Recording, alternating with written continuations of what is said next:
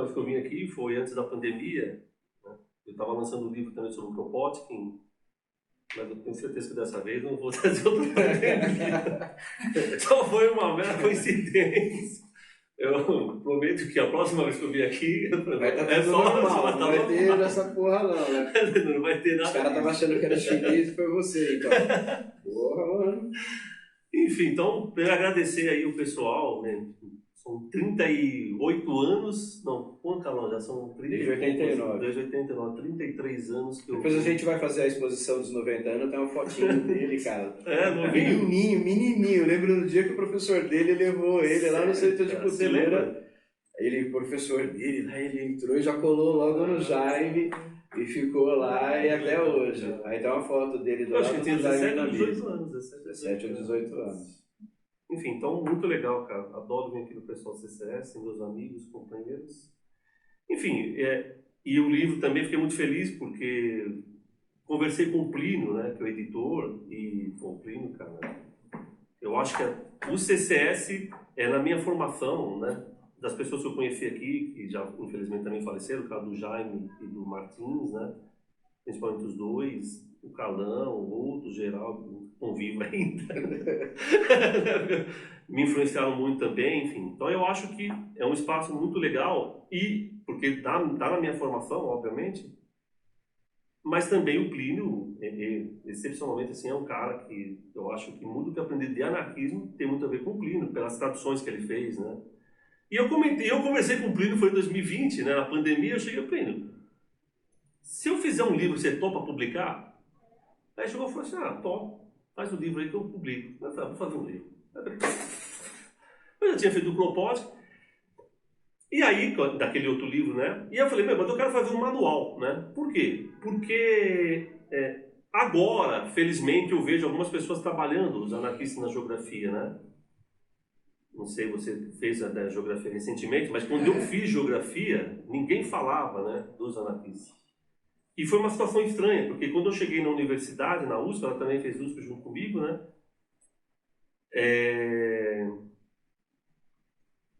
eu já sabia que era o Kropotkin. Esse detalhe, né, eu já conhecia o Kropotkin.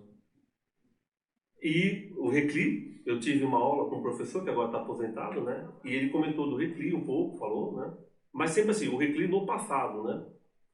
E aí, quando eu fui conversar com outro professor sobre o Kropotkin, ele me disse, desse jeito, ele respondeu assim, Kropotkin não é geógrafo. Desse mato não sai coelho. Ele respondeu desse jeito. E eu queria fazer um TCC sobre o Kropotkin, né? Ele falou, não, Kropotkin não é geógrafo. E aí, a gente vai estudando, né? E aí eu acho uma coisa complicada, né? E eu não tô, obviamente, nem falei o nome dele, porque ele é um dos principais da geografia crítica, eu acho, aqui no Brasil, né? Enfim. E eu acho que eu sempre esse sonho, né, de trabalhar com o Kropotkin, porque é importante que as pessoas conheçam o Kropotkin, sabem a importância dele na geografia, porque eu acho que não é só questão de você ser ou não anarquista, mas de você também ser geógrafo e ver a importância dele no conhecimento. Porque é muito fácil vir aqui enquanto anarquista e falar do Kropotkin, porque ele é muito reconhecido dentro do movimento anarquista, né? Mas enquanto geógrafo na academia, isso é muito recente. Então eu fico feliz que agora algumas pessoas estão trabalhando com o Kropotkin, né? E aí eu falei com o Plínio, ele aceitou, então foi muito legal. E aí o que eu pensei, né? Fazer tipo um manual. A ideia era tipo assim, a pessoa pegasse esse livro, abrisse e falar, eu quero aprender mais sobre ensino de geografia, eu vou lá no ensino de geografia. Sociedade e natureza, eu vou lá em sociedade e natureza. Por quê? Porque eu queria fazer um livro voltado para os primeiranistas do curso de geografia, para que eles tivessem essa possibilidade de conhecer o Kropotkin, né? E o Charles Perron, também é engraçado que quase nem tem anarquista que conhece o Charles Perron, né? Eu fiquei sabendo que nem... O próprio Plínio falou assim, mas tem muita coisa para conhecer do Charles Perron. E aí o que eu fiz? Eu mandei um e-mail para o Federico, né? E o Federico mandou um material para mim, lá do Charles Perron, e aí eu peguei o material dele e a partir daí eu fiz uma parte também do Charles Perron. Então eu vou falar um pouco do que é esse livro. Então esse livro é um manual que fala do Kropotkin e do Charles Perron. Então do Kropotkin tem mais capítulos. Então tentei, tipo, dividir ensino de geografia, faço uma biografia dele, para as pessoas entenderem quem é o Kropotkin, como é que ele chegou na geografia, né? As pessoas, às vezes, acham que o Kropotkin é só da geografia, vamos dizer assim, humana, mas o Kropotkin é muito... Um dos primeiros trabalhos dele está ligado à geografia física. Eu me lembro que eu fui na USP, muito tempo atrás, no Instituto de Geociências, tem um livro que não tem em português, chama History of Geomorphology, que falava também do período quaternário, e tem um capítulo só sobre o propósito. Os desenhos do propósito, ou seja, a importância que ele tem na geomorfologia. E aí a gente também não sabia. Falava dele, e eu falei, caramba, ninguém, né, fala do cara na geografia, né? Então eu achei interessante falar, demonstrar quem que é esse cara, a importância dele que ele tem no conhecimento, né? E porque ele não separa geografia e anarquismo, né? E o Charles Perron, ele é um cartógrafo, ele é mais conhecido pelo quê? Ele é mais conhecido porque ele fez os mapas da nova geografia universal do Elisée Reclus. Mas eu queria entender mais o Charles Perron, e vi que ele tem trabalho, artigos sobre educação e artigos sobre cartografia, popularização da cartografia. Por quê? Porque na geografia a gente aprende a cartografia como se fosse um instrumento do Estado, né? Tipo, quem faz mapas? Mapa é feito pelo governo, a polícia, tem mapa, né? E o que ele queria, o Charles Perron? Ele queria criar um instituto que fosse aberto a todo mundo. E ele fala isso abertamente. Por exemplo, uma pessoa fala, eu quero fazer um mapa médico. Ia ter um cartógrafo que ia ajudar o cara a fazer o mapa. Isso em 1898, entendeu? Então, e eu fiquei pensando o que significa essa popularização da cartografia. Significa o seguinte: os movimentos sociais fazerem manifestações de rua, saberem em quais ruas vão entrar. Para você não entrar em qualquer rua que a polícia queira, porque a polícia, ela esquadrinha a cidade para saber onde você tem que entrar, o caminho que você tem que fazer. E eu lembro quando eu fiz o trabalho sobre a greve de 17, né, que eu fiz uma discussão geográfica, claramente os anarquistas se recusaram a aceitar o caminho que a polícia determinou para eles. Porque sabem como é que é. Né? Esse caminho que a polícia determina é um caminho que ela, em algum momento, pode colocar uma cilada. Né? Mas por que às vezes a gente não tem muito conhecimento disso? Porque falta o conhecimento cartográfico. E como é que é a cartografia nas escolas? É a criança pintando mapa para saber onde é que é o Brasil, a Argentina e assim por diante. E ele está preocupado com o quê? Em fazer mapas temáticos. Isso em 1890 alguma coisa, entendeu? Ou seja, ele está muito avançado, né? Então eu falei, não, a gente precisa colocar o Charles Perron em algum momento, né, para fazer essa discussão. Por isso que eu falei, vou colocar o Kropotkin, que eu já tinha feito alguma coisa, mas eu ampliei bastante, né? E coloquei o Charles Perron. E aí foi muito legal, né? Porque, enfim, eu acho que essa oportunidade de trazer o Charles Perron é importante, porque também eu falo com gente que trabalha com... Nunca ouvi falar de Charles Perron, né? Quer dizer, até agora, muitos professores... Quando eu cheguei na Unesp, as pessoas não sabiam que era Kropotkin. Mas com o professor Kropotkin, eu nunca ouvi falar. O Kropotkin escreveu na Britânica, escreveu? Oi? Ele, o Reclus, escreveu na enciclopédia. Sim, quem escreveu o verbete anarquismo foi o Kropotkin. E agora é que erraram mesmo. Não, então, e o que eu acho interessante é o seguinte, na própria geografia, né?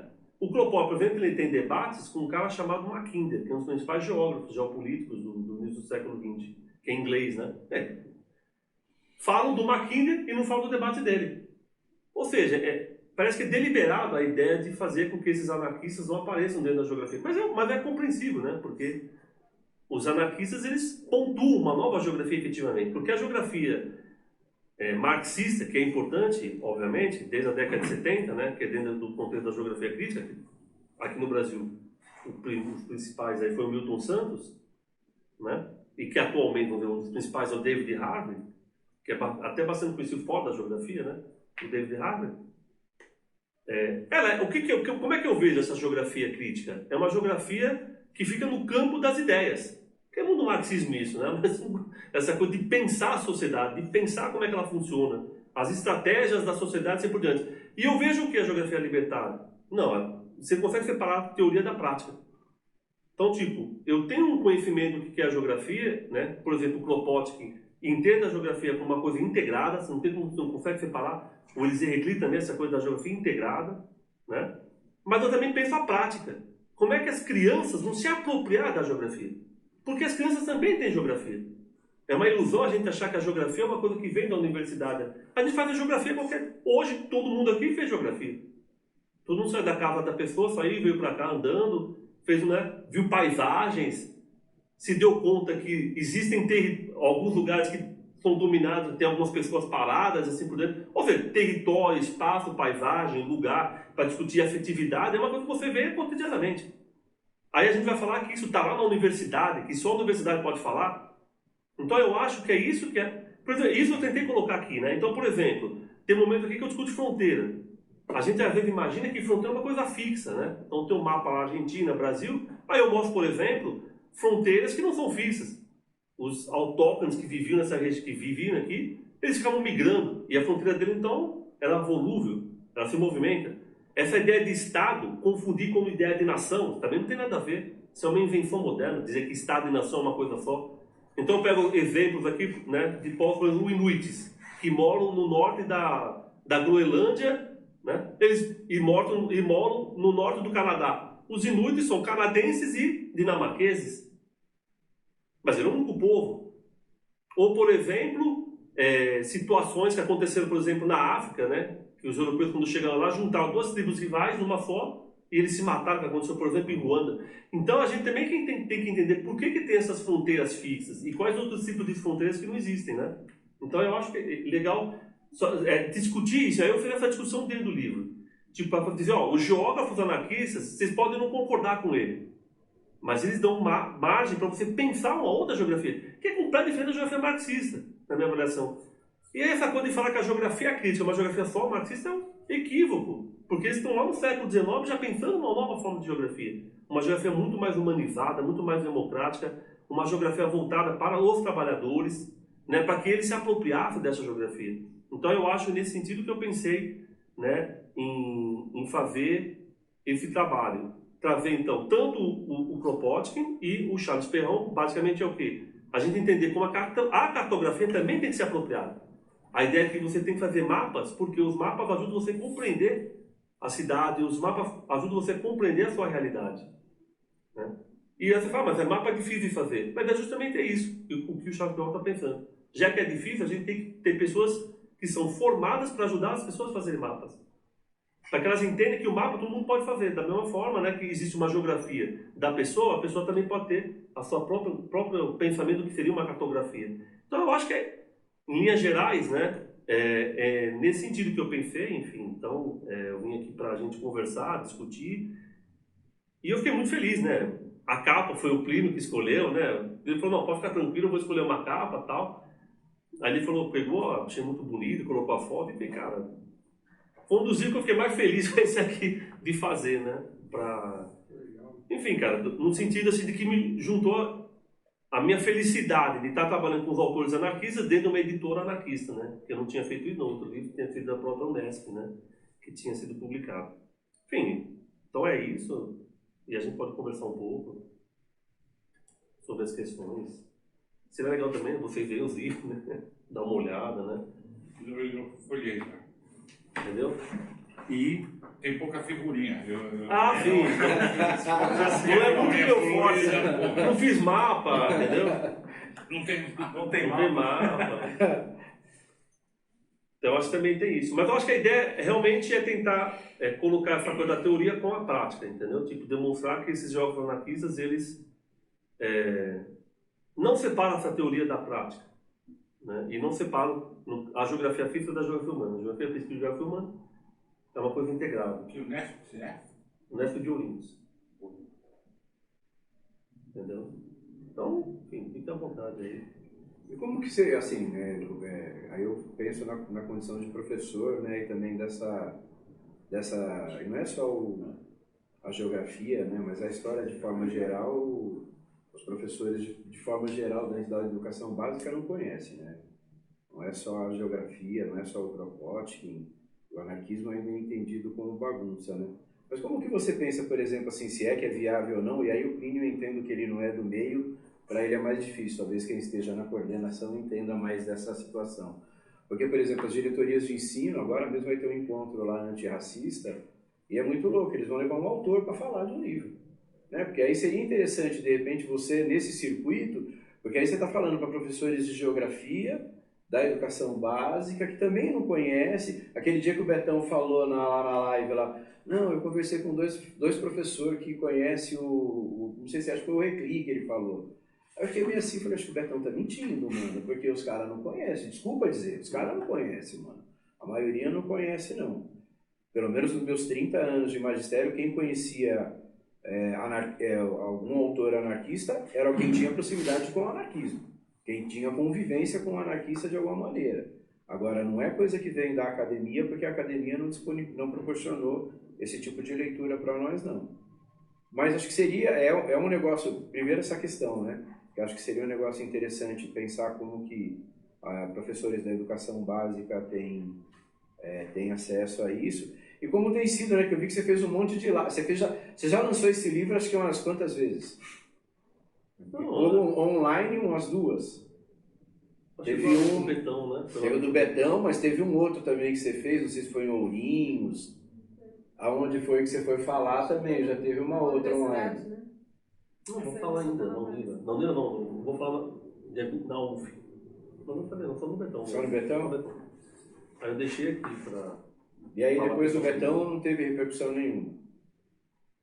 Cara, não sei dizer porque quem está cuidando disso é o Plínio, né? Ele que recebe as informações lá, né? Não, mas tipo, o Betão não te passou nada do canal não lá, nada. Se alguém comentou, não? Não passou nada. Então, mas eu acho assim, eu pensei para o anarquismo como uma coisa prática, cara, né? E você também pensa isso, né? A partir do seu trabalho, né? E eu penso uma coisa, não sei se vocês concordam, né? Que é assim, eu vejo o anarquismo como resolver problemas, entendeu? Eu penso desse jeito. O anarquismo também é uma coisa pragmática, né? Tipo, eu tenho um problema para resolver, eu penso como é que os anarquistas pensam a realidade e aí eu pratico aquilo de uma forma mais autogestionária e assim por diante, né? Eu sempre penso assim, o anarquismo. E eu fiz isso muito quando eu era coordenador do PIBID, agora vou ser coordenador de residência pedagógica, né?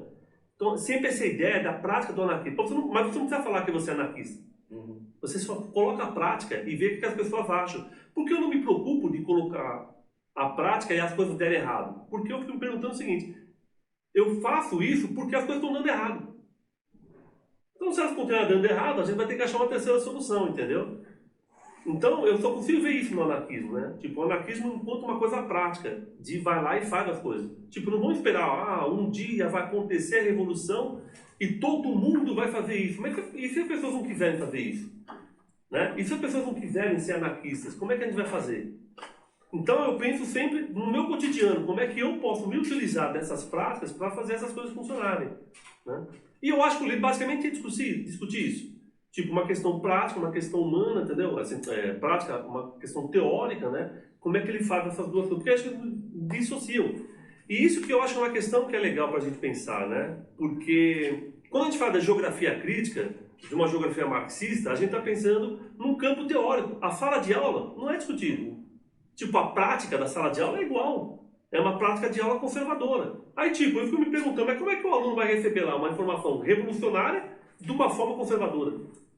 O cara vai até achar que você está de sacanagem, entendeu? Então eu acho que é isso que é o diferencial da questão dos anarquistas, né? Tipo, fala, não, eu consigo tentar, minimamente na prática, desenvolver alguma coisa que tenha a ver com o meu pensamentos. Agora, por que eu faço isso? Provavelmente você fez isso, Carlão, porque você já não estava gostando do jeito que você estava fazendo. Ele falou, não, vou fazer de um jeito diferente. E aí você se utilizou dessas práticas. Então é assim que eu vejo o anarquismo, né? Ele vem me dar respostas para as situações que eu estou vivenciando. E eu não me preocupo de que as pessoas falam, não, isso aqui é anarquismo, ou não é anarquismo. O que eu me preocupo é se realmente ele vai funcionar. Você está entendendo? Então eu acho que é isso, né? Enfim, eu não sei se é isso se eu respondi, né? Mas eu fico pensando nesse sentido, né? E aí, enfim, você está falando, Carlão, é uma coisa até interessante, né? Que é o seguinte, por que tem que alguém de fora falar? Você entende? É uma coisa que me incomoda muito, cara, na educação, que é o seguinte, eu trabalho na Unesp, né? E a gente ficaria extremamente revoltados se o reitor da Unesp for alguém de fora. A comunidade não aceitaria. Quem que é o reitor da Unesp? É sempre um professor, que obviamente tem uma titulação para estar no cargo, mas é um cara de dentro. E eu não sei por que os professores do ensino fundamental, médio, do Estado, da Prefeitura, aceitam que quem vai fazer a gestão é sempre alguém de fora. Por exemplo, o secretário, Paduro, nunca deu aula, cara. É um cara que veio do nada e colocar lá. O secretário da Educação do Estado é a mesma coisa. Nunca é alguém de dentro. Parece que tem uma coisa introjetada, que a gente não tem um capital suficiente para nós fazermos as coisas. Precisa sempre alguém de fora para fazer. Então alguém de fora tem que dar curso, alguém de fora que tem que fazer não sei o quê, entendeu? Então eu fico me perguntando, por exemplo, não tem alguém lá dentro que trabalha com essas questões antirracistas? Porque a gente precisa de alguém de fora. Eu não vejo o problema do cara vir, mas que debata. Né? Eu lembro que eu ia na faculdade, eu ia na escola e ficava sempre um professor universitário falando outra coisa também que eu não consigo entender. E eu não consigo também entender porque às vezes nós anarquistas achamos que para falar de anarquismo tem que ter uma formação. Né? Hoje, para falar de anarquismo, tem que ter doutorado. Mas peraí, cara, o Jaime tinha 4ª série. O Martim, acho que nem a 4ª série tinha. E se eu aprendi com o anarquismo, eu aprendi com esses caras.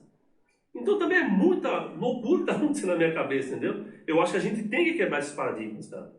Né? Trazer pessoas, por exemplo, que são anarquistas, mas não são doutoras, não querem ser doutoras, né? E lá vem fazer o anarquismo na prática. Né? Para a gente começar a pensar de uma outra forma, né? Eu acho. E na educação eu acho que quanto mais pessoas, por exemplo, o seu trabalho, que é muito importante, né? Que você tem essas autoavaliações, que eu acho que são muito legais, eu acho que você tem que ser disseminado. Porque eu acho muito estranho, cara, quando vê alguém de fora, tipo assim, vamos lá falar de um cara, o cara vai lá e vai dar uma palestra, mas ele nunca deu aula, ele nunca foi numa sala de aula, você tá entendendo? Mas porque ele tem doutorado em educação na USP, é um professor da Unesp, ele tem cabedal para falar do negócio. Mas peraí, cara, quem tem mais cabedal é os caras que estão lá dentro da escola, né? Enfim, eu acho que isso para mim é ser anarquista, você está entendendo? Isso para mim é ser anarquista. É tipo assim, ser anarquista é do simples do mais simples. Quando eu leio o Bakunin, quando eu leio o Proudhon, quando eu leio o Kropotkin, eu leio muito simples as coisas. Eles deixam muito claro o que eles estão falando. Por quê? Porque justamente é essa a linguagem que eles querem passar. Né? E eu acho que então, nesse sentido, o meu livro sempre é isso, cara. Ele não tem palavras difíceis. Tipo assim, mesmo porque eu não teria condições, eu acho, intelectuais de ficar colocando palavras difíceis. O que eu tento fazer, às vezes, é tipo não repetir a mesma palavra sempre. Aí eu olho no dicionário, né? Eu vejo lá sinônimo e falo, meu, essa aqui é melhor. Entendeu? Mas, então eu acho nesse sentido, né? Você falou da fronteira, eu trouxe esse livro para ele aqui de década de 20. Deve ter. Aí você pega os mapas da África, não tem os países da África, né? Isso e depois da Guerra Mundial com o Estado de Israel, porque não tem Israel. O Oriente Médio não tem aqueles estados, é tudo assim, são fronteiras que eram um rio, uma montanha, né? Depois que criou o Estado de Israel, o inglês e o francês começam a dividir o mundo lá, parece que pegaram uma régua. Sim, exatamente. Mas fala mesmo, né? Igual o Estado americano, que é tudo quadradinho, né? Que é inglês, bem estilo inglês, né? E aí explica muito. Igual que você está numa tribo aqui, e passaram ali e aguentou. Né? Mas você quer ver um negócio interessante? Eu até comento no livro, né? Por exemplo, os berberes, que moram no norte da África. Eles não vivem, eles vivem circulando pelo deserto. Eles saem da Tunísia, passam pela Argélia, eles são o quê? Tunisianos, argelinos? Não, cara, eles são berberes, cara. Essa coisa de você colocar, esquadrinhar o deserto, é uma coisa maluca, cara. Você vai do deserto, sabe, e começa a falar, aqui é tal país, aqui não é. Não é? É muito louco isso. Essa lógica não faz muito sentido, você entende, para as pessoas, no mundo real, entendeu? Então eu acho que é isso que a gente está discutindo. Então, ou seja, nós, anarquistas, pensamos isso. Né? Pensamos além do Estado-nação, você está entendendo? Imagina se a gente fosse fazer um mapa do Brasil plurinacional. Que também é outra piração, achar que o Brasil é um país que não é plurinacional. Tem centenas de nações aqui. Imagina se a gente fosse mapear essas nações. Quando chegaram os portugueses aqui, e agora onde eles estão, essas nações? A gente fica surpreso. E a gente ia perceber que essas fronteiras não tem nada a ver com aquilo que a gente... Agora, por que que as crianças foram educadas para isso? Né? Porque é justamente isso. Você incutir na cabeça de uma criança como é que funciona a fronteira. Como é que é o Estado, entendeu? Para ela acreditar que tem que ser desse jeito. Mas, na vida real, a pessoa que mora em Santana do Livramento, que depois de uma rua, está na cidade de Rivera, no Uruguai, o que ela tem a ver com o cara que nasce no Oiapoque? Ela tem muito mais a ver com o cara que nasce. Mas quando tiver a Copa do Mundo, jogar Brasil e Uruguai, os caras vão se matar no meio da rua, achando que eles são inimigos, quando na verdade eles têm muito mais a ver. Né? Então acho que as fronteiras também, né, da forma que elas foram construídas, mostra esse interesse. Né? Então eu estou tentando também discutir isso, né? Fronteiras além dessa questão do Estado-nação. Mostrando como é que os anarquistas, a partir dos anarquistas, a gente consegue avançar essas ideias. Né? Ou seja, trazer discussões para o campo do anarquismo, que é pouquíssimo falado. No campo da geografia, que é pouquíssimo falado. Né? Tipo, ainda a gente está preso tipo, numa geografia muito do Estado, né? E quando vai discutir território, territorialidade das comunidades, né? Eu acho que ainda não consegue perceber que a gente tem outras nuances para serem discutidas e ainda, infelizmente, pouco debatidas. Como essa questão, por exemplo, das várias nacionalidades que existem aqui nesse país e a gente não conhece. Né? Por isso que, por exemplo, agora no Chile foi recusado uma constituição plurinacional. Você vê como as pessoas acham que não existe, todos são chilenos. Não, cara, tipo assim, as pessoas têm várias nacionalidades. Mas porque a gente entende que Estado e nação é uma coisa só. Então tem como ter várias nações dentro do mesmo Estado. Né? Então eu penso nesse sentido. Né? Você está querendo chapalear um pouco a forma de pensar. Você está falando tudo isso, eu lembrei logo dos curdos, né? Exato. Aí é um exemplo bem em cima do que você está falando. O que é fronteira, o que não é? O próprio Palestina não é medir com o Estado. Não, exatamente. Não. E aliás, o Rojava lá, um negócio muito interessante. Exatamente. Mais, tudo que é ficar na mão dentro Tem a do coisa do cara em cima, vou ver o livro aí, mas você tem o Estado de São Paulo. Então agora teve a crise hídrica fantástica e o oeste de São Paulo tem lá o nativo, do Guarani, e tem as áreas de recarga. E esse cara do meio ambiente abriu mão de regulamentar os agrotóxicos e deu para o Ministério da Agricultura. Perguntou se macaco é banana, né? Liberou 1.400 marcas de agrotóxicos. Não dá nem para ler a bula do agrotóxico. Então, agora, você está andando de carro, passando Bauru, Tucatu, Jaú, você vê aquele canavial, você não vê que aqui é uma área, cara, do aquífero.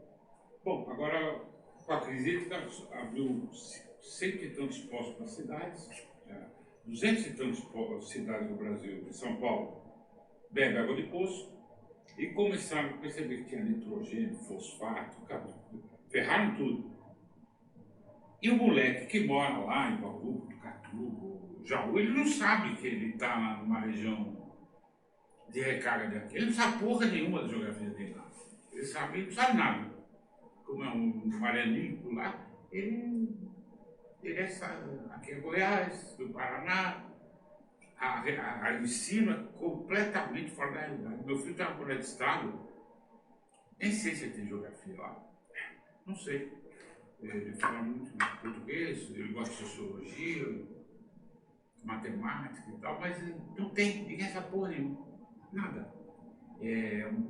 Acho que é outro planeta, outra coisa. Eu acho que é um projeto isso, né? Tipo, desse pessoal. Não, né? acho que o meu curso também foi assim. É um Eu projeto. sou velho, eu aprendi na escola, aprendi a decorar os afluentes do Amazonas. Sim, mas essa geografia muito tradicional. O Oiapoque.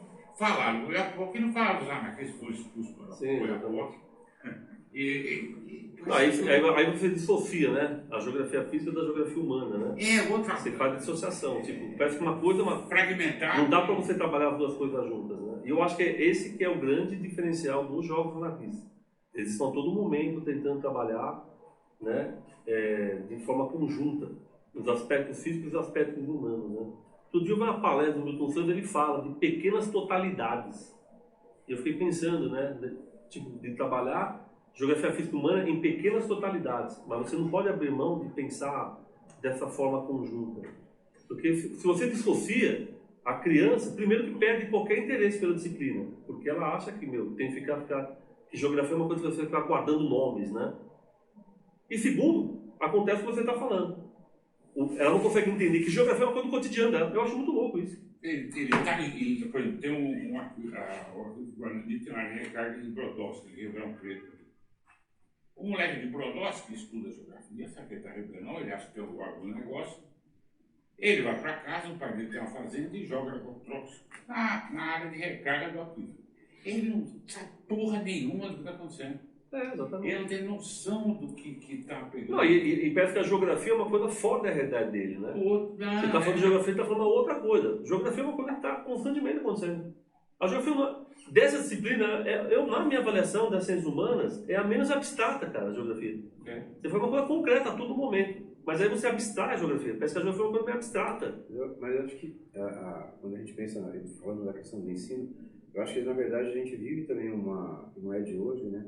A gente vive também uma coisa assim de reprodução daquele conhecimento que foi estabelecido por alguém, que é a história do currículo.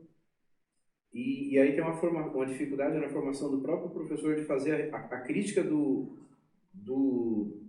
desse conhecimento estabelecido por alguém.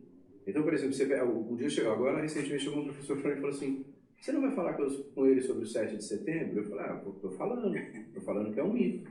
Estou falando que o quadro foi de 1820, o acontecimento de 1822, mas o quadro é de 1889. Mostrei o quadro lá para ele. E aí falei para eles: não acreditem em mim. É uma versão da história e tem várias versões. Agora, essa versão que estão dizendo para vocês e que nós estudamos assim é uma versão questionável. Então, e aí, né, minha segunda formação é em geografia. Na geografia eu vejo a mesma coisa. Porque aí o cara senta lá, que é essa história que você falou. Você fica perguntando assim: por que o cara dá um mapa para o cara fazer, mano? É para ele descobrir que tem São Paulo, depois Rio de Janeiro. Quer dizer, e às vezes talvez brincar com isso seja mais interessante do que isso, né? Quer dizer, se você pensar como é que eu faço para chegar de avião num determinado lugar e como é que eu faço para chegar de navio no mesmo lugar, você propõe uma reflexão sobre o pensar geográfico que é totalmente diferente daquilo. Há muitos anos atrás a gente fez um projeto de revitalização do córrego do Cipoaba e foi muito maluco. Alguém falou assim: mas aonde começa o córrego? Pô, a gente foi descobrir que a nascente do córrego está embaixo do asfalto. E aí nós mapeamos, mas naquela época não era que nem hoje, né? Você vai no Google, coisa e tal. Nós pegamos aquele guia de São Paulo, nós pegamos aquele guia, tiramos foto, e aí a gente veio com o canetão traçando. Aí um outro falou assim: não, mas quais são os outros córregos que cortam o bairro? Tem um na rua tal, tem outro. E essa outra coisa que você falou da fronteira, né? Aonde começa o Parque São Rafael e aonde começa o Vera Cruz, que é onde o Betão trabalha? A gente sempre brincou e falou assim: não, cara, é o córrego. Porque é uma fronteira natural. Você fala assim: não, mas não é uma fronteira natural. Porque fronteira natural, para nós que era moleque, quando jogava bola com os caras do Vera Cruz, a gente brigava porque eles eram do Vera e a gente do Rafael. Para o Estado não é. Porque não é claro a fronteira de um bairro para o outro Mas bairro. você quer ver um negócio interessante, Carol? Vamos pensar assim: o rio é uma fronteira ou o rio junta? E fronteira é uma ideia que separa. Separa, O rio ele junta dois lugares. Aí a pessoa pega, atravessa o rio e chega em outro lugar. Essa ideia que criam pra gente é foda. Que a fronteira separa. Né? Mas a gente tem um rio aqui para ter um estado para cá, um estado para cá. Mas quando a gente era moleque, a gente separava mesmo, porque a gente queria brigar com os moleques da outra rua. Era essa coisa, né? Que é o vencedor as batatas, ou a guerra dos botões. Tem a Lapa de baixo, a Lapa, o alto da Lapa, City Lapa. Mas o maluco é adulto hoje, você tá na sala de aula, você olhar e fala assim, porque aí uma parte dos alunos vem do Jardim Veracruz, uma parte do Rodolfo Piranha, uma parte do Parque São Rafael, uma parte do Jardim Elizabeth. Mas aonde que é um, aonde que é o outro? Não tem isso, não tem como você saber aonde é um, aonde é outro. Quando você olha no mapa lá... Em Santo André, São Paulo. Você sai da minha casa, você tá lá em Mauá. São Paulo, São Caetano. Às vezes muda a plaquinha, eles mudam a placa, né? Para você saber. Senão, acho que é legal isso daí, professor, você levar essas discussões para a sala de aula. Porque aí você vai discutir, que eles estão falando de fronteira, e falar, que fronteiras? Só o que nós estamos discutindo aqui, vocês estão falando, você dá para você imaginar vários tipos de fronteira. A fronteira do rio que separa. Aí ele isso eu acho legal, porque é você não pensar, você, abrir a cabeça, vai. E aí você fala, não, peraí, você está falando que o rio separa. Eu acho que o rio separa. Aí você vem, não, peraí, é um encontro então. Olha só, a gente já fez uma discussão que eu acho que é muito interessante para sala de aula. Eu trabalhei com professor de geografia, a minha área é mais história, apesar dos pitacos da geografia. E aí a gente fazia os portulanos, lembra? Era muito legal com a molecada. Eu montava para eles montarem um mapa. A ideia é mais ou menos claro que eu tentava trabalhar o Propótico, por exemplo, na sala de história, eu pegava uma parte dele do apoio mútuo, da parte de Idade Média, né, que da Idade Média, e jogava na coisa. Mas como você falou, só sabia isso quem ia por algum motivo ligação com alguém ia saber que era isso. Mas é isso, para pensar fora do como você falou. A gente todos nós aqui fomos educados, os maristas que você trouxe aí, puta que pariu. Mas na universidade também é assim. Eu vejo a universidade, eu acho que é até pior no sentido que nós, professores universitários, formamos professores. Nós deveríamos ter uma responsabilidade ainda com relação a isso. Mas não. O que a gente faz? A gente é meritocrático, tudo aquilo que a gente fala, que condena, na prática a gente fica desenvolvendo a todo momento, né? E aí essa coisa da geografia que você está falando é um negócio bem interessante, uma vez quando eu dei aula no médio, né? E eu ficava discutindo com os alunos, onde estão as montanhas? Cara, a gente passa montanha direto. A gente sobe a rua, depois faz assim, e passa batido para as pessoas. Não passa uma montanha. Né? Então tem uns bairros, por exemplo, a ladeira do Porto Geral. É por quê? Aí você olha lá, tem uma montanha desse tamanho assim, cara, você subir, né? E cadê o porto? Cadê o porto? Então, tipo assim, exatamente, cara, a geografia a gente tá andando em cima, cara, do espaço que tem rio embaixo da gente.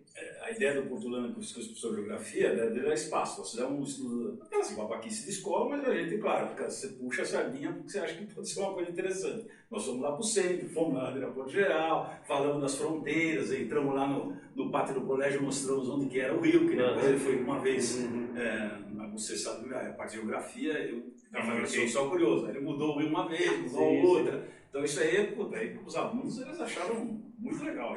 E faz um portulão, fazer um mapa de vocês, da casa de vocês até a escola, vocês vão pegando todos os acidentes, não precisa só árvore, tudo que você vai ver pela coisa. Isso aí é legal para a molecada perceber que está dentro do espaço, né? Sim, e já foi uma coisa concreta, né? Aqui, você falou ali, Santo André, né? Onde começa Santo André?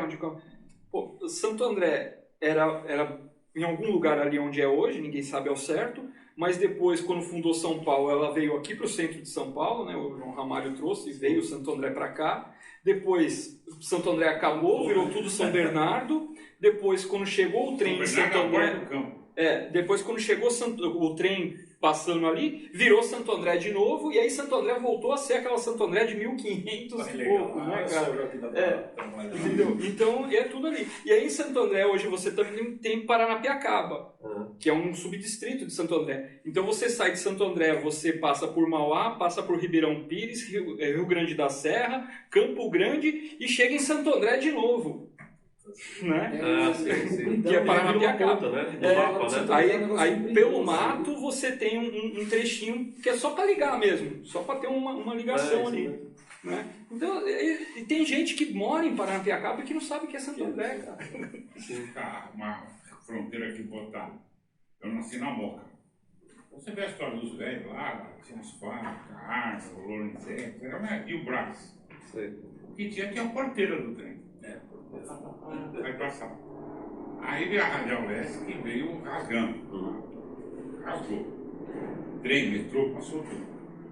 Moca, você ir do Brás para Moca não é fácil.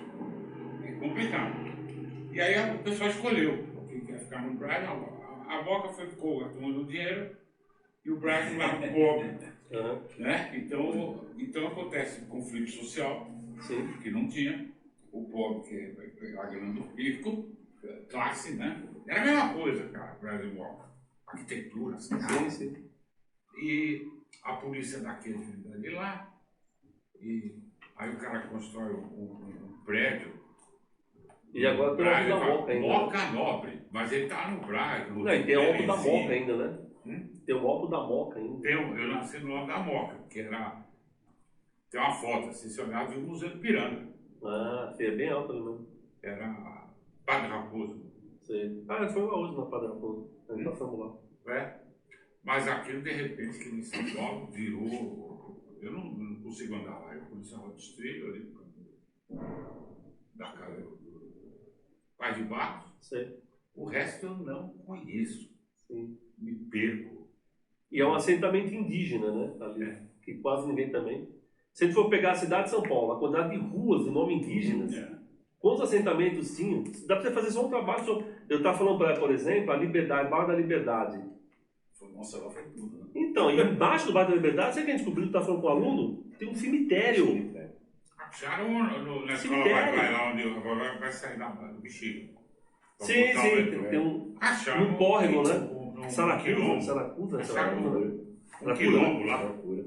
Já deu. Claro que São Paulo tem isso. Então, eu estou te falando, isso tudo é apagado, as pessoas fazem de conta que não existe. Quer dizer, existe outra São Paulo que a gente não conhece. É uma São Paulo de rios, uma São Paulo do relevo. Isso é geografia. Aí você fala para o aluno do relevo, para ele saber que um relevo está lá no Goiás. Quando na verdade, até para ele chegar na escola, ele passou por um relevo e não viu. Não se deu conta. aí que eu estou te falando, a noção de currículo me incomoda por isso, né? Porque quando você pensa currículo, é alguém que definiu o que o outro tem que aprender. Bom, já começa por aí. E junto então alguém que não estava lá com você. Alguém que não... Não, porque aí você pensa o currículo, assim, o cara que pensou, ele não distinguiu centro de periferia. Sim. Ele não distinguiu rural de urbano. Ele acha que todo mundo tem que aprender a mesma coisa ao mesmo tempo, do mesmo jeito, e chegar às mesmas conclusões. Fodeu! Porque você, primeiro, não vai conseguir fazer isso. Segundo, você negligencia toda a diferença. Você nega toda a diferença. Né? Que pensa lá, a gente indo para o sítio, aquela escolinha que tem naquela rua, nem sei se existe mais. Aquela escola lá, a escola que eu estou na periferia, elas não têm muito em comum, não tem nada em comum. Né? Duas realidades totalmente diferentes. E pensar dali para Vila Mariana é outra história totalmente. Da onde eu estou para Vila Mariana é outra história totalmente diferente. Mas o currículo não considera isso. E aí que eu acho que é complicado. Que eu volto ao problema da formação. Porque aí o maluco... Tem gente lá, cara, falando, né? Falou do 7 de setembro como, pô, eu olhando, eu falei, caralho, mano. Então é isso que nós vamos falar de novo, né? Dom Pedro levantou a espada e pá, e coisa e tal. Eu falei, porra, é foda, a gente não sai do senso comum, do lugar comum. E se você pegar esse quadro, tá vendo? O próprio quadro, tem uma pessoa negra. E olha que interessante, o cara tá discutindo o quê? Que os cavalos estão indo para uma direção quando estão falando 7 de setembro, quando estão em independência, que vai se encontrar os cavalos, né? E esse cara tá indo para cá. É o carro do boi. O carro do boi, ele puxa para outra direção. Parece tipo assim, o cara que fez o quadro, ele disse que ele foi proibido de colocar qualquer temática negra. E ele colocou esse cara no carro do boi escondidinho. Então, tipo assim, parece que ele está dizendo, isso não tem nada a ver com a independência. A independência está indo para uma direção e eu estou indo para outra. E ele está olhando meio assim, né? Que porra é isso? Exatamente. Que porra é isso aqui? E os soldados estão de azul, né? Só que os soldados portugueses, o uniforme era vermelho, né? O azul era o francês. E ele estava na França quando pintou esse quadro, né? Ah, é?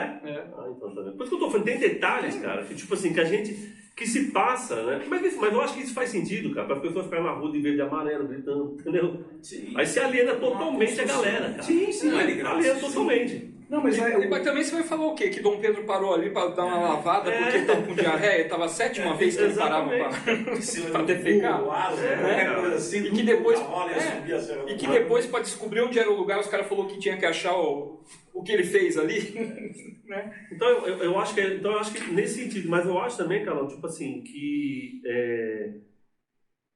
não sei se os sindicatos, você tá entendendo, tipo assim, essa briga tinha que ser, cara, tipo, de que alguém externo a vocês fazer alguma coisa, eu acho muito complicado, cara. E eu não tenho nem falando que a pessoa às vezes não tem uma boa vontade, ela não queira fazer, entendeu? Mas se ela não está inserida naquele espaço, como é que ela vai estar propondo alguma coisa? Eu acho que é parte desse projeto que você comenta, né? Eu acho que é parte de um projeto para não dar certo mesmo, que você caminha para uma outra coisa.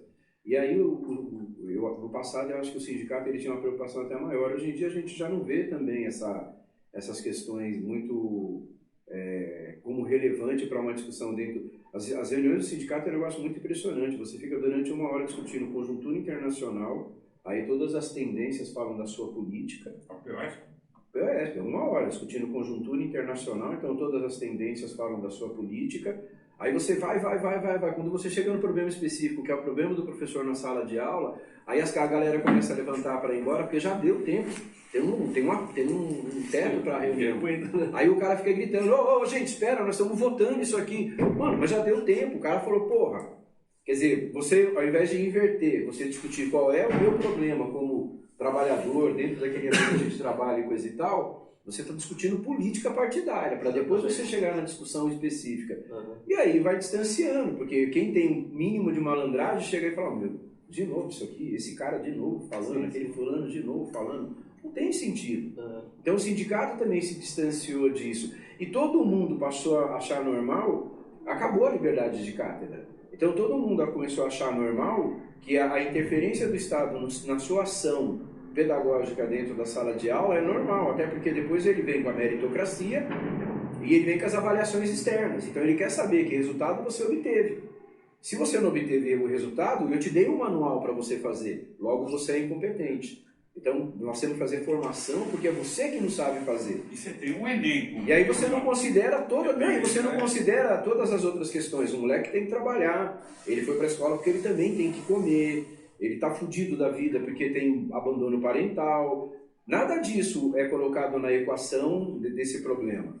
Por isso que é assim que eu falo, né? Às vezes é curioso porque essas coisas da formação, às vezes ela é um momento de estalo também, né? Você vê muita gente ali que está praticando coisas, mas porque também não vê pessoas fazendo coisas diferentes que sejam interessantes, que traga para ele um alento, né, de pensar de forma diferente daquilo. Não, exatamente.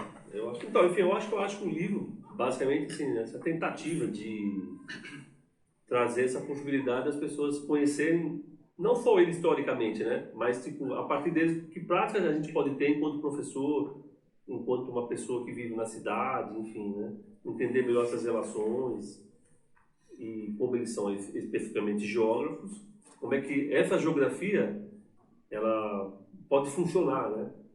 Não só na questão teórica, mas também, principalmente, como é que essa teoria pode ser colocada, né? Para as crianças se apropriarem dessa geografia. Porque eu acho que se as crianças se apropriam dessa geografia, elas constroem com o professor uma nova geografia, né? Então, me considero por uma nova geografia, eu acho que essa nova geografia é a geografia das crianças com o professor de geografia. Não se vê uma outra geografia, você está entendendo? Não uma geografia que vem de cima e fala, ó, isso é geografia. Não, a criança faz. Se a criança perceber que ela passa por rio, passa por montanha, passa por vegetação, né? Que isso tudo tem uma relação com a vida dela, com a família dela, com o entorno da casa dela. Poxa, ela vai entender o que é geografia. Mas se a gente ficar no abstrato, enfim, eu acho que a gente corre muito problema. Tipo assim, por isso que às vezes vai diminuindo aulas de geografia e as pessoas não vêem problema nisso. Porque às vezes as pessoas acham que não tem importância alguma aquilo. O conhecimento só aumenta.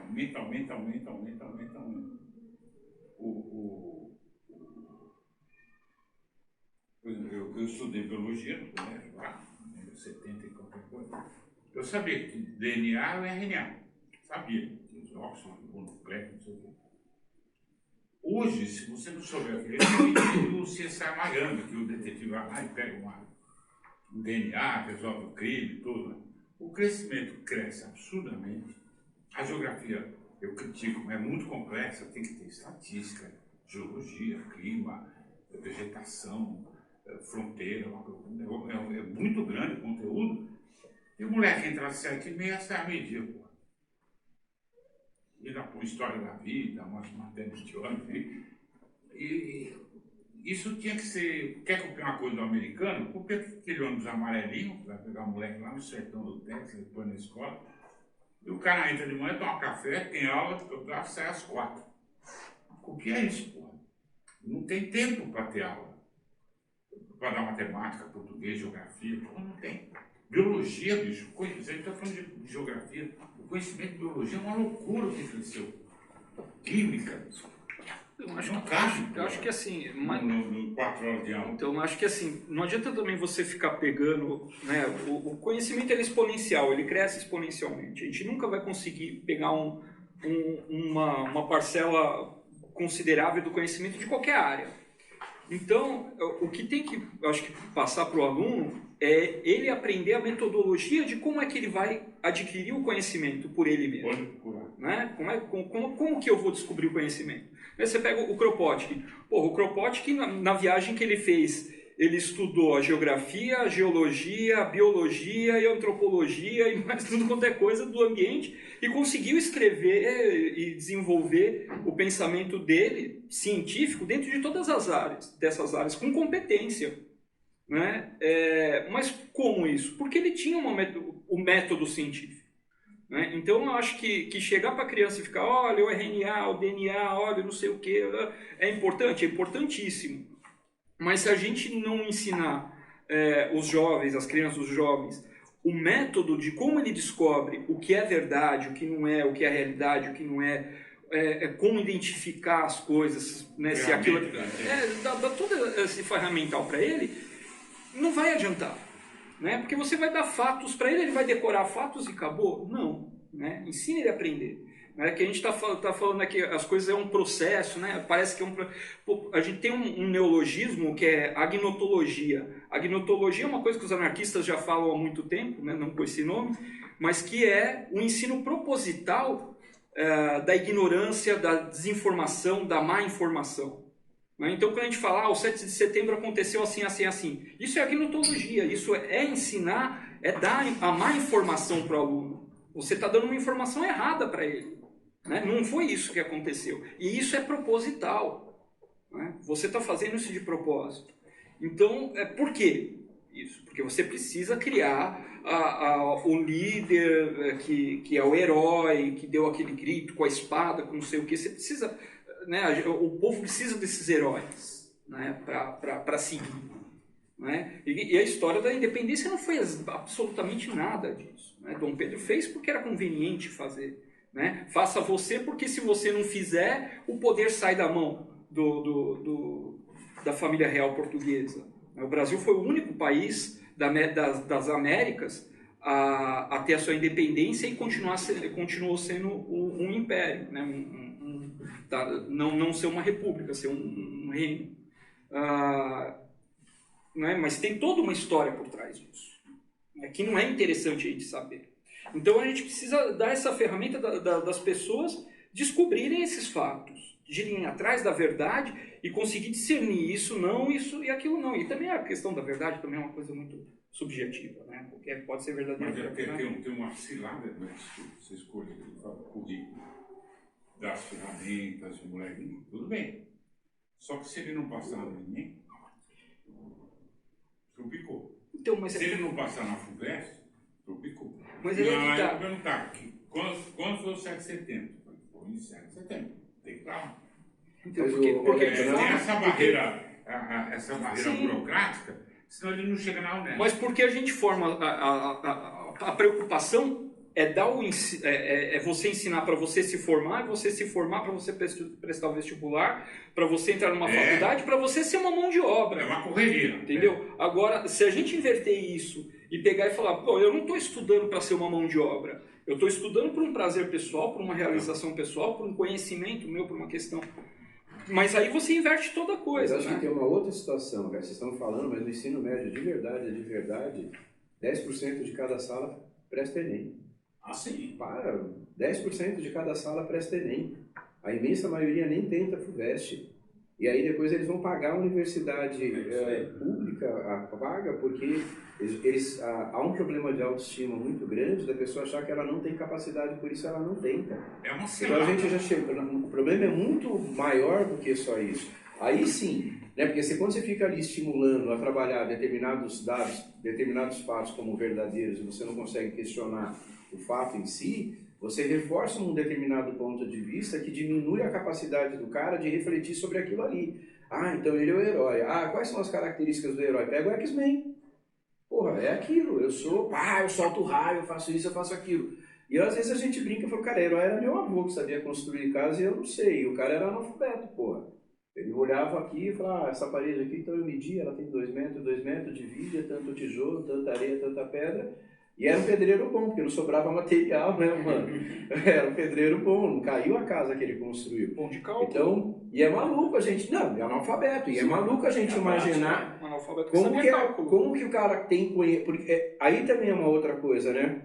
O que é conhecimento? Porque se no final das contas a gente fica achando o conhecimento cresce, mas será que o conhecimento cresce ou o conhecimento existe e a gente vai se apropriando dele e vai ampliando aquilo que existe? Porque também... Na escola a gente vê muito isso, né? Parece que o conhecimento é hoje porque tem tecnologia, tá, porra, mas como é que o cara corta aquela pedra lá nos impérios maias, incas e coisa e tal, e você não passa uma folha de papel ali no meio? Porra, alguma tecnologia tinha, senão a gente vai falar que é extraterrestre, aí fudeu. Aí a gente vai... Aí fudeu. Então é muito complicado quando você propõe essa referência. Eu ouvi esses dias um menino falar um negócio, eu fiquei chocado por um lado e eu saí meio assim. Ele falou, cara, você destrói todos os nossos sonhos, todas as nossas crenças você destrói. Eu falei, porra, mas eu não tenho certeza de quase nada, eu tenho preocupações de tentar descobrir. Então o que é a escola? A escola é a verdade? Se a escola é a verdade, nós estamos fodidos, cara. Porque a escola verdadeira é a escola confessional. Porque ela é dogmática. Logo, ela não pode ser questionada. Porque é fé. E aí o conhecimento não é fé. É essa constante de você estar ali falando, pô, isso aqui não é legal. Aí eu faço essas loucuras porque a normalidade não me satisfaz. Eu não consigo ser normal. né? Então é muito complicado você entrar... E olha que eu estava até falando para o Leco, a história da pandemia assim, trouxe algumas coisas muito interessantes para a gente pensar do ponto de vista da educação. A gente tinha uma ilusão de que todo mundo tinha celular. A pandemia provou que não é verdade. Na periferia, às vezes tem um celular para a família, e tem 3 filhos, e pai e mãe. Celular, mas não tem crédito. E não tem crédito, e às vezes não tem internet. e às vezes não tem sinal. Não tem sinal. Aí, eu trabalho numa escola que o diretor, ele fez todas as cagadas do mundo, mas ele fez uma coisa legal. Ele caminhou de lado a lado a escola. Mano, ele pegou uns computadores velho que era só a porra lá, colocou na sala de aula, improvisou uma câmera. E a aula que a gente dava num passado recente, que é 2018, que você tinha que agendar a tal da sala de multimídia. Porra, hoje você tá ali dando aula, ali você lembra, você fala assim, nossa, mas tem aquela música lá, que aqui vai falar da ditadura, vai ter tudo a ver. Na hora. Quando a internet funciona, né, porque senão você gravou no pendrive e levou, porque aí você preparou, você já tá ali. Mas assim, então mudou. Aí sim eu acho que a gente começa a conversar sobre conhecimento com eles de uma outra maneira, porque também o fato é assim, né, o conhecimento cresce e ele tem acesso facilitado hoje pelos meios técnicos científicos, mas ao mesmo tempo é alienante, né? Porque ele pega o celular, ele joga, ele vê série, ele ouve música, mas é só isso o universo dele. Então ele também não sai, ele entrou numa outra armadilha ali e que é viciante, né? Já está sendo classificado como mais uma questão de vício. E é muito maluco, porque aí você falou das aulas. Teve um momento que a diretora chegou e falou assim, veio 3 propostas de grade curricular. Nessa aqui diminui história, nessa aqui diminui geografia. E nessa aqui aumenta matemática e história. Aí eu levantei a mão e falei assim, não, eu não quero que diminua história. Qual o seu argumento? Eu sou tão bom quanto de geografia, eu sou tão bom quanto de matemática e português. Eu dou aula eu dou aula de língua portuguesa, porra. Eu tô lá falando com ele. Quando eu tô corrigindo a avaliação dele, lá, a atividade dele, eu marco lá, isso aqui é redundante, a conjugação do verbo, eu converso com ele sobre aquilo. Então, por que a professora de português tem que ter mais aula? Explica para mim isso cientificamente. Eu também trabalho com questões matemáticas aqui, então por que que tem? Aí ficou uma polêmica assim, eu sou meio grosso, meio bruto, eu ganhei. Depois eu virei coordenador. Aí eu tive que levar aquela discussão. Aí eu cheguei e falei assim, olha, veio 3 propostas, coisa e tal, pá. O pessoal de Geografia e História aceitou, e os de Matemática ganhou as aulas. E diminuiu uma aula no 3º ano de Geografia e diminuiu uma aula de História. Esperei, votou. Quando terminou de votar, eu falei assim, olha, a Tereza era a diretora, e ela falou, perguntou aqui. E eu bati no peito e falei, olha, eu sou de História, eu sou bom, eu sou tão bom quanto qualquer outro aqui. Por que Português e Matemática tem 5 e a gente tem 2, agora nós vamos ficar com 1? Porra, eu falei, cara, vocês não bancam, mano, briga. Aí o de matemática olhou, depois, né, o de matemática, um determinado momento, falou assim, quando vem avaliação externa só cobra da gente. Eu falei, cara, vocês têm o bônus de ter 5 aulas. Vocês não querem o ônus de ser cobrado? Na boa, vá se fuder. Porque eu tenho só 2, cara. Quer dizer, se eu tenho, por que significa ter 2? Eu tenho 16 turmas, eu tenho 16 diários. Eu tenho que planejar a aula para uma infinidade de pessoas. Eles têm menos da metade do que eu tenho. Porra, aí você fala pro cara, você fala, não é assim. Agora, aí vem o problema de formação, de conhecimento, de autoestima, de bater no peito e falar, não, por que eu vou ceder pro de matemática e de português? Matemática e português é mais... E aí virou mais relevante, porque o currículo aponta para nós como matemática e português mais relevante, o tempo todo. Não está crescendo, está dividindo o agora sim. Né? O conhecimento não está crescendo, ele está sendo dividido, na verdade. Aí você não consegue olhar para o todo, você não consegue olhar para o conhecimento, né? Você olha para essas partes isoladamente, né? Aí... Essa praga da unidade, do pensamento único, PCN, isso aí é o que você está falando. Aí você pensa tudo, é um pensamento tudo tal, é complicado. Por isso que aí vira um Don Quixote com a bunda de cupim. Você está sempre brigando com isso. E tem a contradição que você levantou. Eu trabalhei na escola particular e do Estado e tudo. Você, quando depende da escola que você está trabalhando, você está dependendo lá também do seu salário, eu acho que a gente tem que sempre brigar. Você também sempre briguei, etc. Mas você tem o papo do Enem, dependendo da escola que você está, mas os alunos te cobram. Você sempre está na cobra. Eu falo para os alunos, o Fernando Pessoa, ele falou, desse tempo que ele falou. Ele fala que o poeta é o fingidor. Eu sempre falo para os alunos, o professor é o fingidor. Que a gente tem que trabalhar aqui com o discurso oficial, que te cobram, e que é difícil, que nem falou, você está falando que você está na Unesp, é uma reprodução do que está aí, e você aí vai ter que tentar abrir, né, para as pessoas começarem não é começarem, mas desenvolver sua própria, como você colocou aí. Uma vez, numa escola, a gente conseguiu bolar lá um negócio de pesquisa e método científico desde o pré-primário, lá, né, para tentar até o terceiro ano, justamente para isso, dar autonomia para o aluno procurar e tal. Não dá, não tem perfeição, outra coisa, mas é difícil. Então é uma briga complicada. E também é muito bom, eu acho, nesse aspecto, para você. E vai ser, é trabalho formiguinha, né? Você vai aqui e lá e para tentar. Não é fácil, não. A Unesco recomenda isso, aquilo, outro. O burocrata aqui pensa, bom, das 7 a meio-dia, como é que faz? Ah, sim. E Olha, ele não pensa, não, das 7 a meio-dia, não tem que dar um almoço, um pão com salsicha e empurrar até as 4. Não, nem passa pela cabeça do Dória, não passa. E é tudo do jeito que eles são aqui de fora. Né?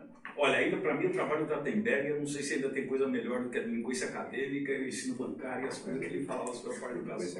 Eu li já um monte de coisa, pode ser. Linguiça acadêmica. O Trachtenberg, ele Você falou do mapa ali, ele disse de 100 anos atrás, então. Ele falou do mapa, eu lembrei da delinquência acadêmica. Eu falei, primeiro vai o geógrafo, então, depois vai o padre. Ele sai da caixinha, meu, e aquele ele mata. Mas é difícil, para quem é professor e está no dia a dia, você tem que rebolar mesmo, porque... Eu já estou suficientemente chocado, né? Com isso que eu tô falando aí. Oi? Eu estou terminando o curso. Você já trabalha? Estou terminando o curso, aí estou indo fazer estágio lá de licenciatura. Meu Deus, pô, pedi pro rapaz olhar a palavra mais, assim, poder... Eu não sabia ler que ali estava escrito mais. Aí fui numa outra escola, sei lá, eles mesmos se vandalizaram, né? Eles não conseguem, ficou evidente que eles não enxergavam o fato de que eles precisavam de ferramentas para buscar a emancipação deles, seja financeira, ou social, ou profissional, né? Tipo, o ensino médio. Você está falando do próprio aluno, desculpa, que eu comecei do próprio aluno. Nas experiências que eu fui no CIEJA, chegou lá o pessoal, né, já de idade, assim, e assim, no CIEJA, aulas de 2 horas. Ficou claro que ele sai dali, não vai em casa ler um jornal, nada, estudar, né? E aí no ensino médio também, né? Aí esse lance do BNCC, o professor, habilidade EHC. Eu acho ótimo. Então, tipo, né, meu? E faz planejamento. Mas a habilidade... Planejamento você fica 5 Mas a habilidade é outra maluquice. Na verdade, a habilidade foi todo mundo desenvolveu habilidade aqui. A vida toda a gente desenvolveu habilidade. Quando você vê que essa história da habilidade é que você começa a criar um mecanismo de mensurar conhecimento. Você mensura conhecimento. Ah, ele tem que desenvolver habilidade X, Y, Z. Ah, ele não desenvolveu essa habilidade. É como se você fosse médico e falasse assim, o problema é que você tem uma pedra no rim. Então a gente tem 3 maneiras diferentes de acabar com essa sua pedra no rim aí. Aí ele inventou esse negócio, porque aí também ele trabalha a meritocracia, porque aí ele vai dizer para você, você não atingiu a habilidade, ele não conseguiu chegar lá, logo você não vai receber mais esse aumento. É isso que é muito complicado quando a gente pensa o sistema, porque ele é muito inteligente, é a gente que não consegue. Eu lembro do João Bernardo, que ele fala assim, o trabalhador conversa no sentido vertical, e o patrão conversa no sentido horizontal. O patrão pega o telefone e liga para o outro e fala, os caras estão fazendo greve, os caras que for procurar emprego, aí você não pega não, tá? Liga para a polícia, vamos meter o pau nesses caras. O trabalhador vai lá, espera ter lá a reunião do sindicato, aí ele volta para falar com outros trabalhadores, ele vai lá. É nesse imbróglio que a gente está. Né? E essa coisa é muito complicada. E hoje tudo é habilidade e competência. Você não respira se não for habilidade e competência. E eu fico chocado, porque eu falo assim, cara, nós desenvolvemos... Meu avô era analfabeto, o Félix não gostava de ser chamado de pedreiro, ele dizia que ele era construtor, então meu avô também era construtor, né, mano? Meu avô era analfabeto e meu avô construiu metade das casas no bairro onde eu moro. Porra, meu, eu vou falar que o cara não tem conhecimento, o cara tem um puta com vasto conhecimento, Agora, se fosse fazer uma avaliação, ele não tem habilidade e competência nenhuma. Eu comentei isso aí, desses estágios, justamente por quê? Porque eu sempre estudei escola pública, né? Sou quarto filho, né? Do casal, que ficou casado mais de 50 anos, e meu pai não teve grana para me colocar, e eu sempre escola pública. Já na escola pública me diziam, né? Teve uma professora que foi clara, assim, né? Vocês não vão conseguir entrar na USP de jeito nenhum, né? E aquilo me traumatizou. Eu falei, eu fui trabalhar, sorte que eu tive pai trabalhador e tal, fui trabalhar com o pai, né? E eu vi o que eu vi essa semana agora, eu falei, se eu achei minha escola pública ruim, né?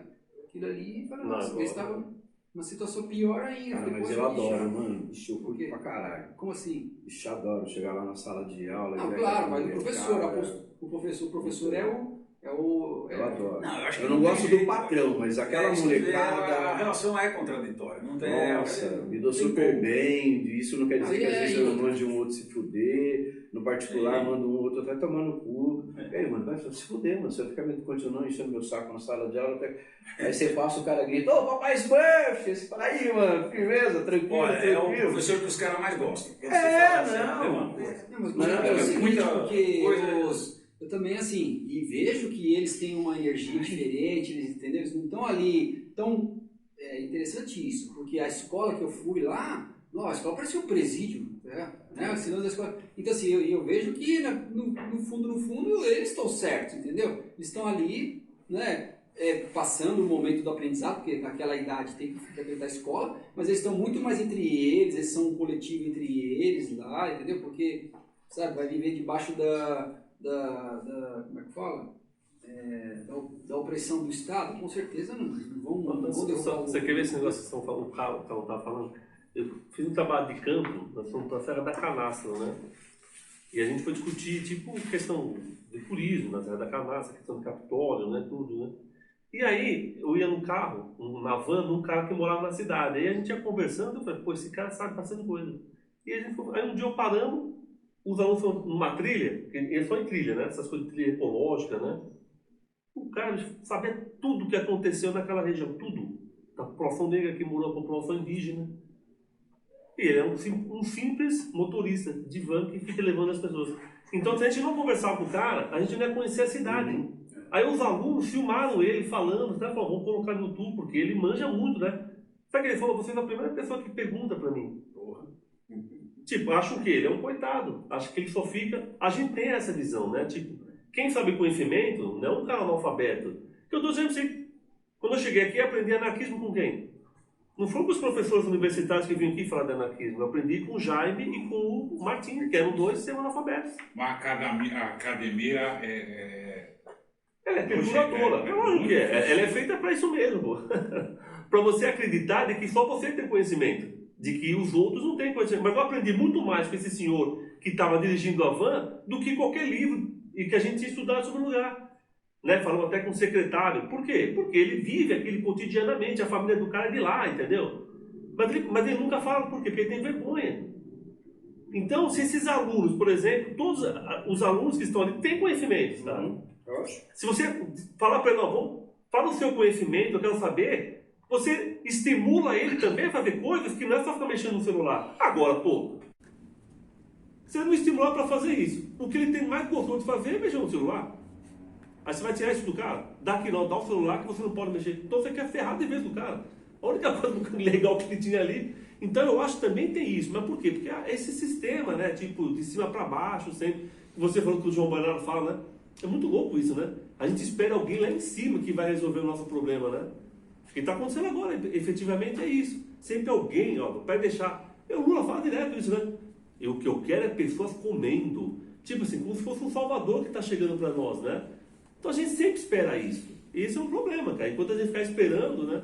Você perde essa oportunidade. Então imagina o seguinte, quantos alunos que você já teve no terceiro ano que foram embora e você nem teve a oportunidade de saber minimamente a história de vida deles. O conhecimento que ele tinha. Porque na cabeça desse cara, quem tinha que ter o conhecimento era você. Ele nem falou, não vou falar nada. O calão que foi formado, ele tem que sair, esse conhecimento é dele. E aí quando você chega e fala assim, mas amigo, só 10% dos caras querem fazer Enem compreensível. Se você não estimula que o cara tem conhecimento, ele se acha muito... A autoestima do cara está lá embaixo. É o problema da autoestima. Você está lá embaixo. Como é que você faz? Você traz o cara, entendeu? Outra coisa, quantos professores universitários da USP, Unicamp, Unesco foram na sua escola falar? Não, quantos professores universitários da USP, Unicamp e Unesp dão aula no ensino Exatamente, básico? cara. Você entendeu? Aí é outra... Exatamente. É outra conversa Exatamente, totalmente cara. diferente. Exatamente. E aí vem hoje essas graduações EAD de 2 anos, 1 ano até tem graduação de 1 ano. É muito complicado, porque aí vem o sistema é muito inteligente, né, cara? Que essa coisa do Estado é muito inteligente. Há 10 anos atrás eles previram que nesse momento 40% dos professores estariam aposentando. E aí ele vem com a história do notório saber. Quer dizer, quando ele vem com a história do notório saber, o cara da biblioteca pode dar aula, desde que ele tenha um certificado, e ele vai olhar lá pelo certificado dele, você teve 160 horas de sociologia, está habilitado para dar aula de sociologia, acabou. Mas ele nem o estágio que o outro está fazendo tem, porque ele nunca teve que fazer esse estágio ali, ele teve que fazer estágio em biblioteca.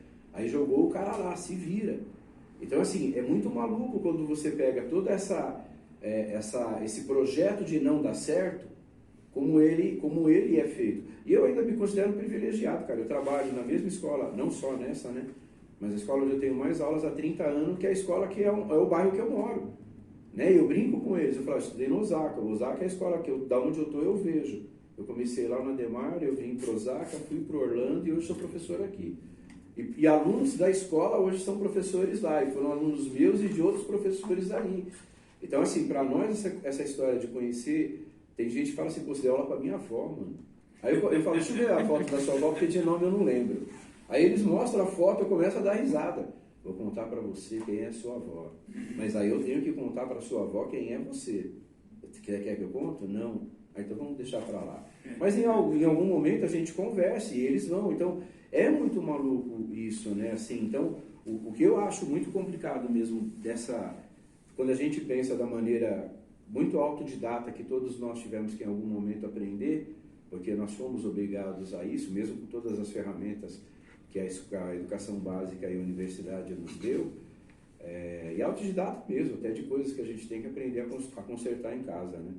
É maluco a gente ver como que é meio Don Quixotesco mesmo, né? Que você está ali na escola e você não vê tantas reflexões nesse sentido.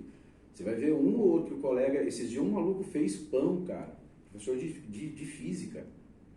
Aí eu sentei com ele pediu, falou, posso usar sua aula? Eu falei, desde que você me explique para quê? Pô, eu vou fazer pão. Eu falei, por que você vai? Mas explica para mim o pão. Eu vou explicar calor, vou explicar lá quando o pão cresce, que não sei o que. Eu olhei para ele assim, falei, caralho, mano. Porra, eu fui assistir a aula dele, eu fiquei lá do lado dos caras, eles fizeram pão com recheio de chocolate, pão com frios, e eu fiquei espantado, eu falei, André, escreve, mano, escreve, vai ter boas práticas, vai lá apresentar e coisa e tal, pá. E ele dá aula 2 anos.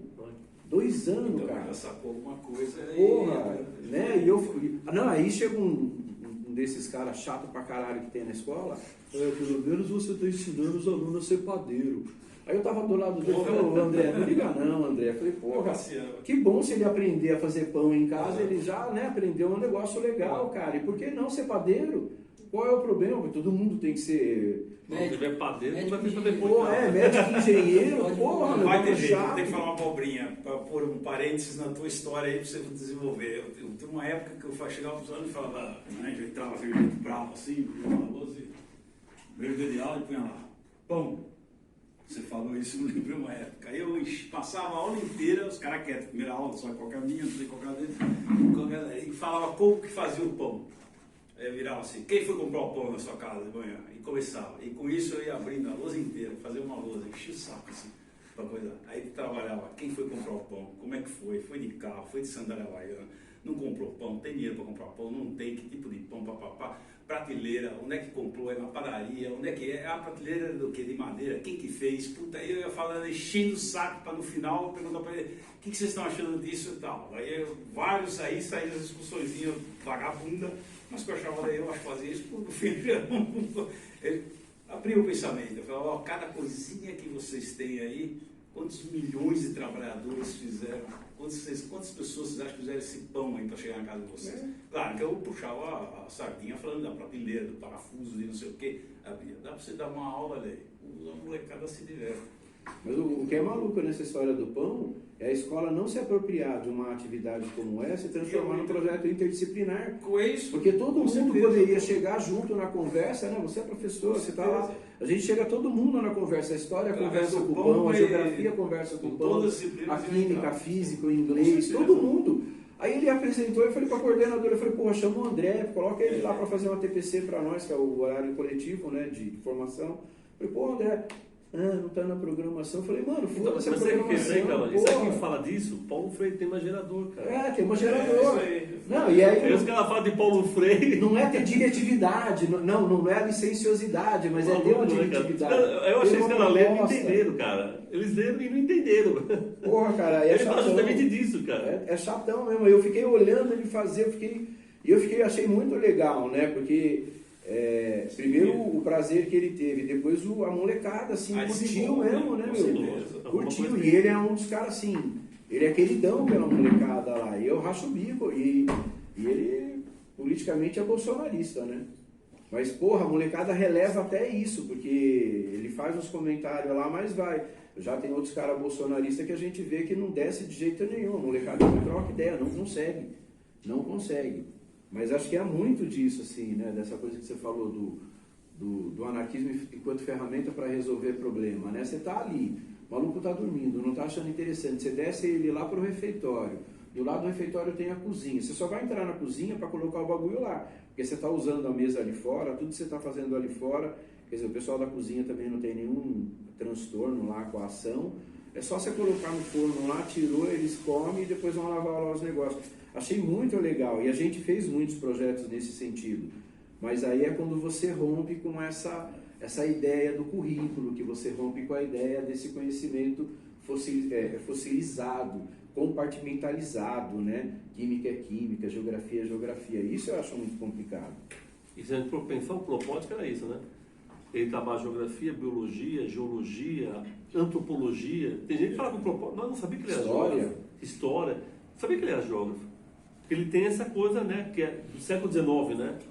De a interdisciplinaridade, né? Ensino... Mas ele teve uma educação de alferes, ele teve uma puta educação. Sim, também nobre, né?